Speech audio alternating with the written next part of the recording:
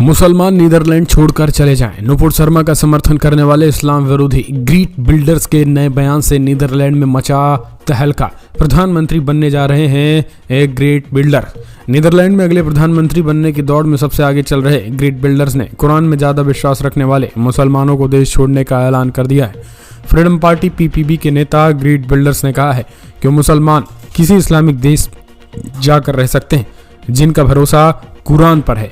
Greet ने अपने बयान में कहा है कि ऐसे मुसलमान नीदरलैंड छोड़कर तत्काल चले जाएं जो धर्मनिरपेक्ष कानूनों से ज्यादा कुरान को महत्व देते हैं और कुरान के कानूनों को देश में ज्यादा महत्वपूर्ण मानते हैं।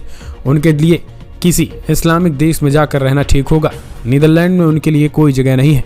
ग्रीट ने अपने बयान में कहा है कि मेरा नीदरलैंड में रहने वाले सभी मुसलमानों के लिए साफ संदेश है कि अगर आप हमारे देश के संविधान और लोकतांत्रिक मूल्यों को नहीं मानते हैं तो आपके लिए यहाँ कोई जगह नहीं है। ऐसे बहुत हैं जो देश से ज़्यादा कुरान को मानते हैं।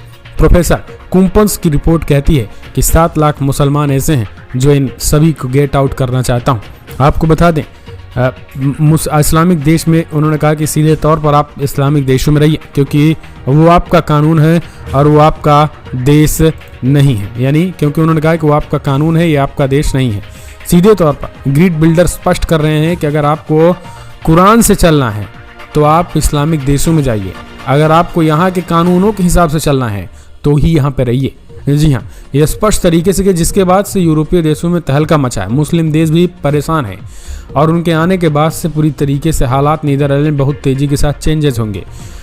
आखिर ग्रीट बिल्डर्स ने यह भी कहा है कि वो अगले पीएम बनने जा रहे हैं। सोशल मीडिया पर उन्होंने लिखा है कि आज कल या परसों पीबीबी सरकार का हिस्सा होगी और मैं इस खूबसूरत देश का प्रधानमंत्री बनूंगा। एक पोस्ट में उन्होंने उनकी फ्रीडम पार्टी पीबीबी के साथ सहयोग करने की अनिच्छा के लिए अन्य पार्टियों के रूप पर निशाना भी व्यक्त किया। बता दें कि ग्रीट की पार्टी को मौजूदा चुनाव में सबसे ज्यादा सीटें मिलने के बाद उनकी काफी चर्चा है। ग्रीट बिल्डर्स नीदरलैंड में विपक्षी नेता के तौर पर बीते कुछ सालों से लगातार इस्लाम विरोधी बयानबाजी करते रहे हैं। इस्लाम और मुस्लिमों का विरोध ग्रीट और उनकी पार्टी पीबीबी के राजनीतिक अभियान का हिस्सा रही है। पार्टी नेताओं ने चुनाव प्रचार के दौरान कई विवादास्पद वादे भी किए। इसमें सार्वजनिक स्थानों पर इस्लामिक डेस्क स्कार्फ पहनने की गैर कानूनी घोषित किया जाएगा, मस्जिदों को बंद करने और कुरान पर प्रतिबंध लगाने का भी बात कही गई है। हाल ही में ग्रीट बिल्डर्स ने इजराइल फिलिस्तीन विवाद पर यह कहकर विवाद खड़ा कर दिया था कि सभी फिलिस्तीनियों को जॉर्डन में स्थानांतरित करके इजराइल फिलिस्तीन संघर्ष का स्थायी हल किया जा सकता है। यानी सीधे तौर पर उन्होंने ये चीज़ें कही थी।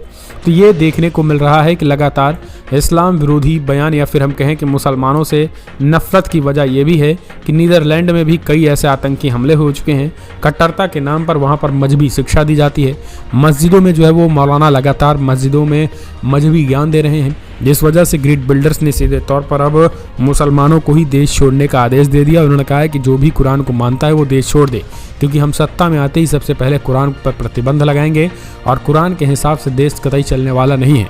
देश हमारे संविधान से चलेगा, देश हमारी न्यायपालिका से चलेगा, जो नीदरलैंड की जो न्यायपालिका और कानून व्यवस्था उसके हिसाब से चलेगा।